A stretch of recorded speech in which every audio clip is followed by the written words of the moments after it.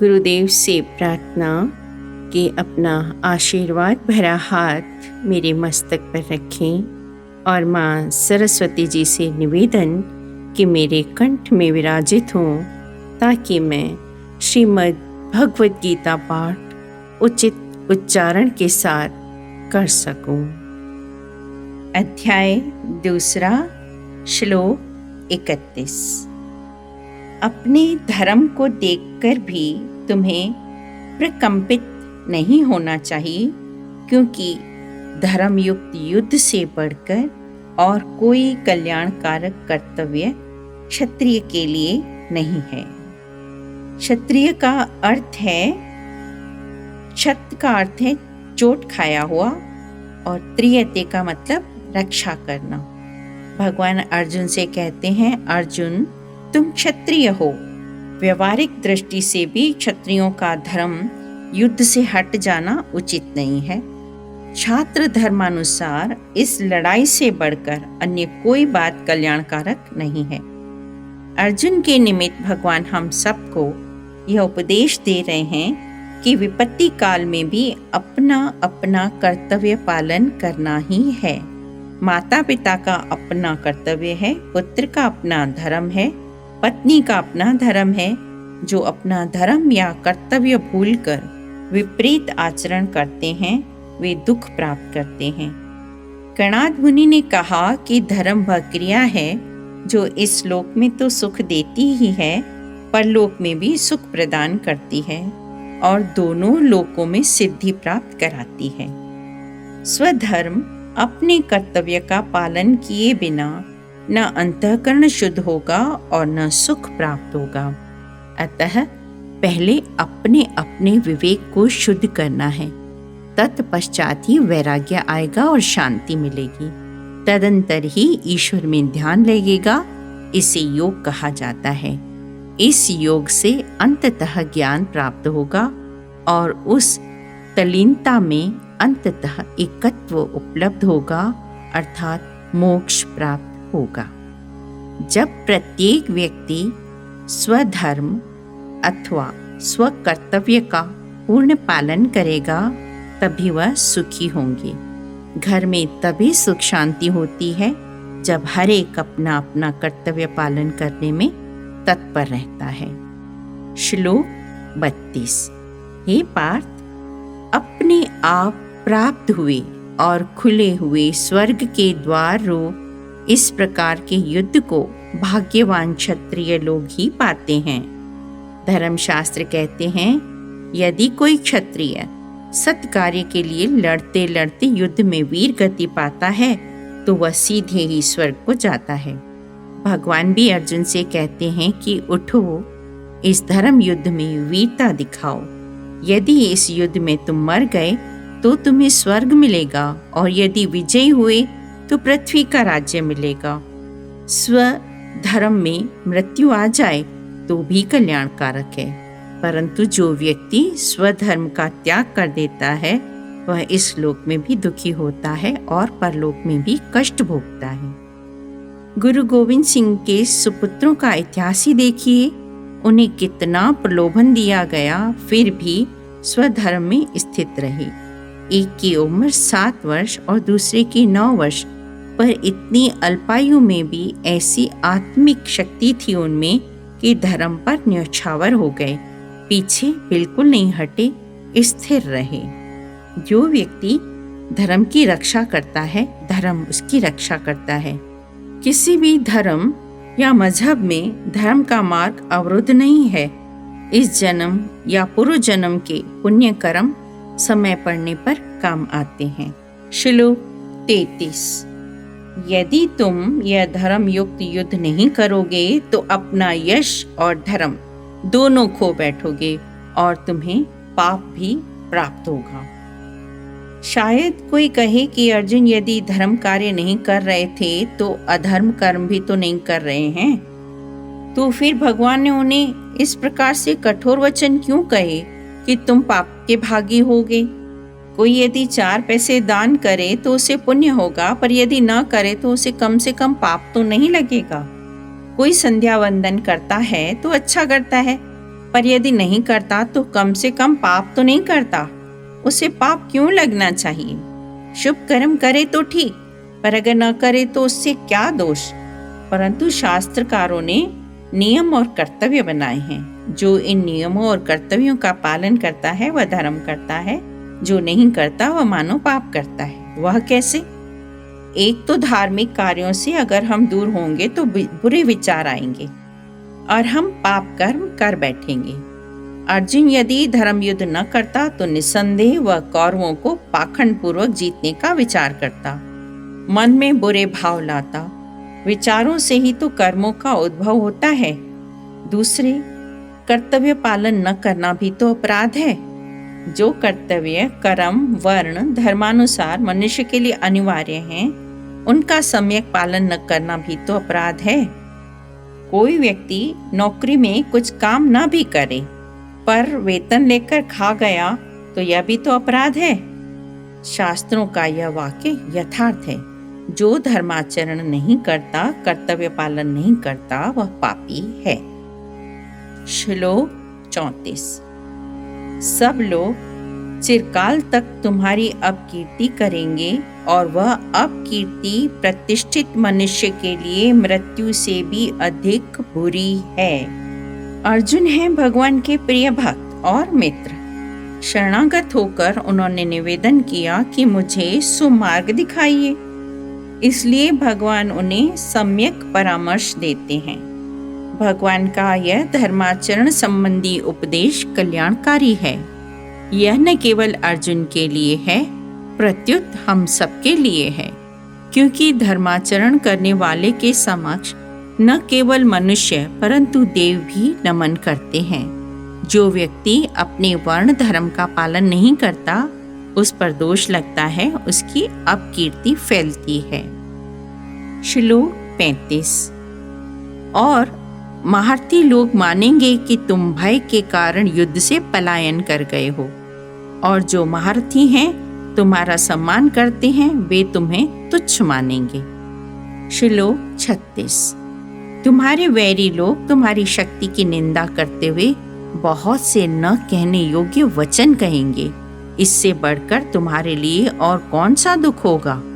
भगवान अब अर्जुन को व्यवहारिक धर्म बताते हैं कि तुम्हारा सारा जीवन सम्मान रहित बीतेगा तथा तुम्हारी प्रतिष्ठा मिट्टी में मिल जाएगी और तुम इतने तो दुखी हो जाओगे कि तुम्हारा वर्तमान मोहजनित दुख उस दुख के सामने तुच्छ होगा। श्लोक 37। यदि तुम युद्ध में लड़ते लड़ते मर गए तो स्वर्ग प्राप्त करोगे, तुम विजयी हुए तो पृथ्वी का राज्य भोगोगे।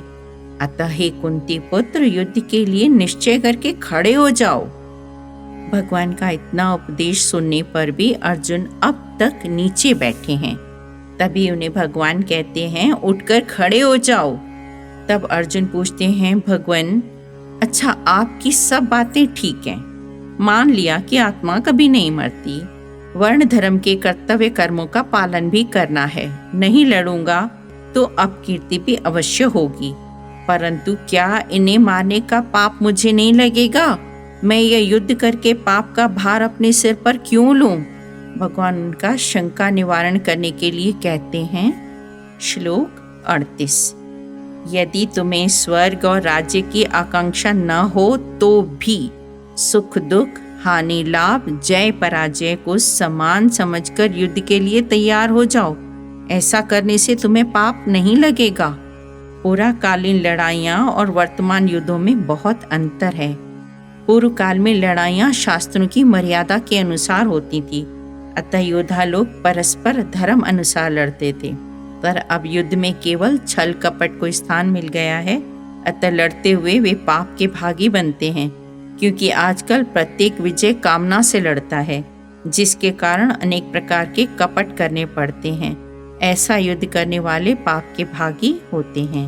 गुरु गोविंद सिंह ने मुगलों से जो संघर्ष किया वह केवल धर्म की रक्षा के लिए किया था। उन्हें न धन की इच्छा थी और न संपत्ति की। उन्होंने तो अपना वंश और निज संपत्ति भी धर्म पर निछावर कर दिए थे। अगर वे भी स्वार्थ साधन के लिए युद्ध करते तो निस्संदेह वह युद्ध भी पापमय होता।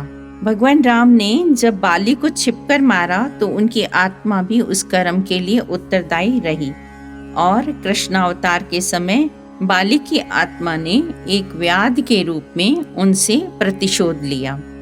श्री राम का बाली को छिपकर मारने में कोई कपट भाव भी नहीं था, परंतु उन्हें पता था कि बाली को ऐसा वर प्राप्त है कि जो भी उनके समक्ष होकर उनसे युद्ध करेगा तो उस आक्रांता का आधा बल बाली के पास आ जाएगा। अतः भगवान राम ने उस पर सामने से बाण नहीं छोड़ा, पर भगवान सुग्रीव की विजय के लिए भी वचनबद्ध थे, इसलिए पेड़ की आड़ में स्थित होकर उन्होंने उस पर बाण प्रहार किया। बाली निसंदेह पापी था, क्योंकि उसने छोटे भाई की धर्मपत्नी को अपने पास रख लिया था। तो भी भगवान ने माना कि उसे छिपकर मारना उचित नहीं था, क्योंकि विजय की कामना ही नहीं रखनी चाहिए थी। तात्पर्य यह है कि वह दोष भगवान पर भी लगा। जब कोई कर्म स्वार्थवशात किया जाता है तो पाप अवश्य ही लगता है, परंतु जब कोई कर्म धर्म एवं कर्तव्य समझकर निष्काम भाव से किया जाता है तो कोई भी पाप या दोष नहीं लगता, चाहे वह कर्म हिंसात्मक ही क्यों न हो। श्लोक 39।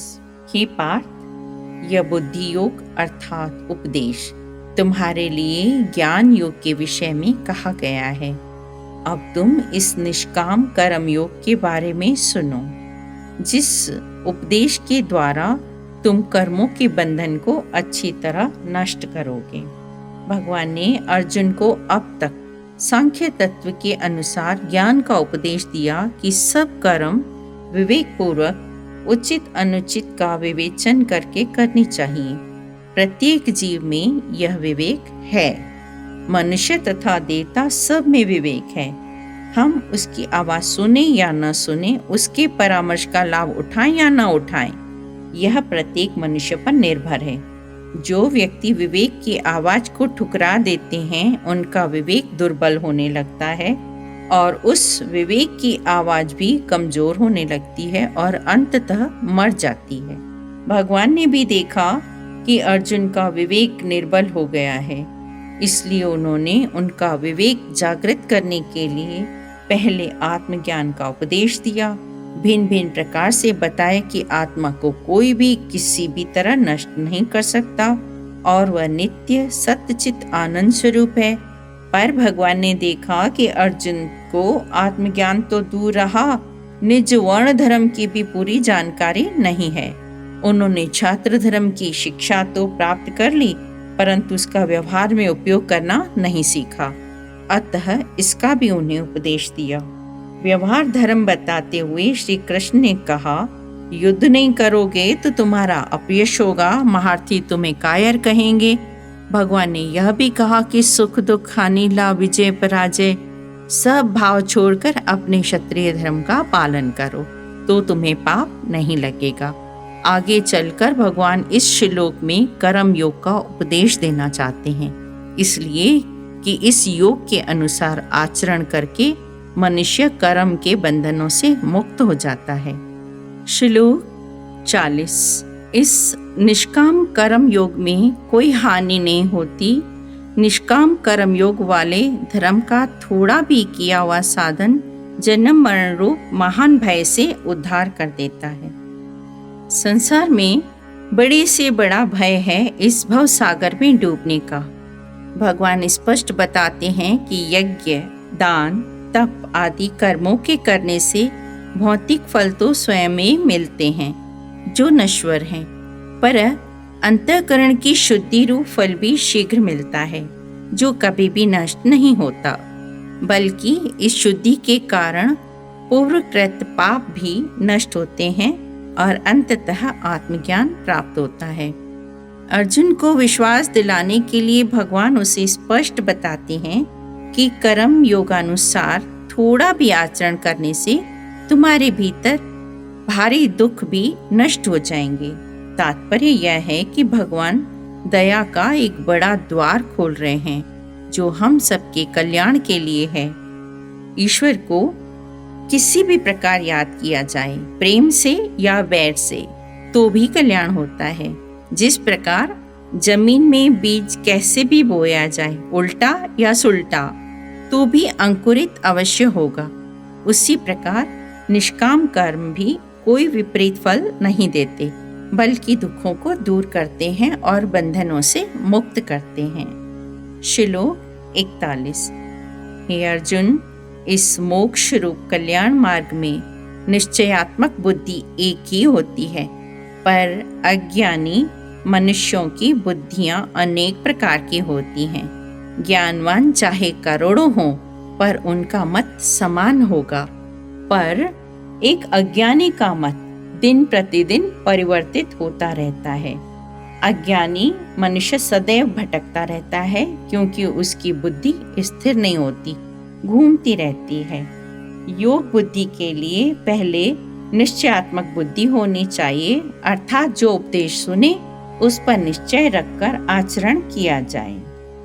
जो व्यक्ति भली भांति जानता है कि वासुदेव या कृष्ण समस्त प्रकट कारणों के मूल कारण हैं, जिस प्रकार वृक्ष की जड़ सींचने पर स्वतः ही पत्तियां तथा टहनियों में जल पहुंच जाता है, उसी तरह कृष्ण भावना भावित होने पर मनुष्य प्रत्येक प्राणी की, अर्थात अपनी, परिवार की, समाज की, मानवता की सर्वोच्च सेवा कर सकता है।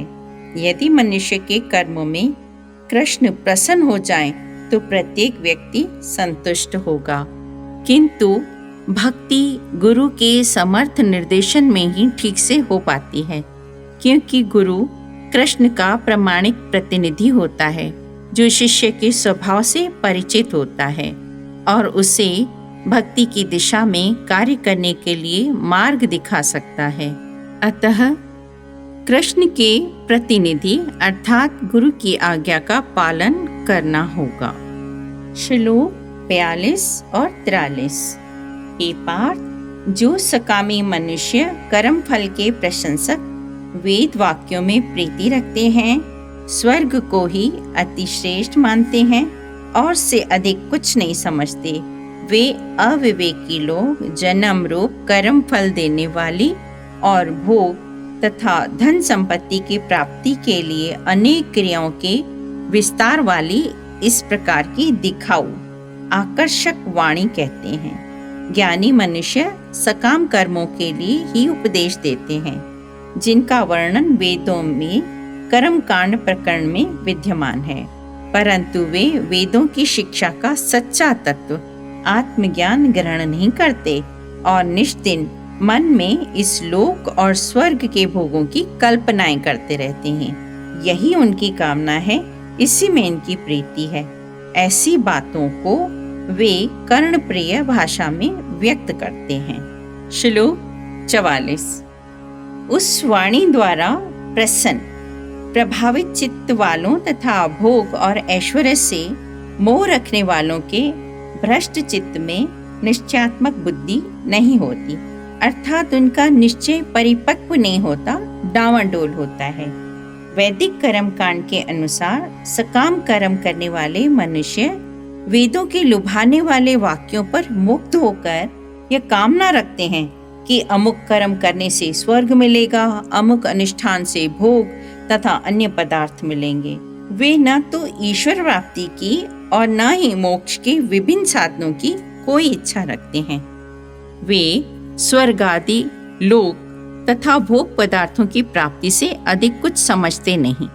वे विभिन्न सुखों के लिए भिन्न भिन्न प्रकार की क्रियाएं करते हैं और जो सब सुखों का कारण आत्मचिंतन है, उससे वे विमुख हैं।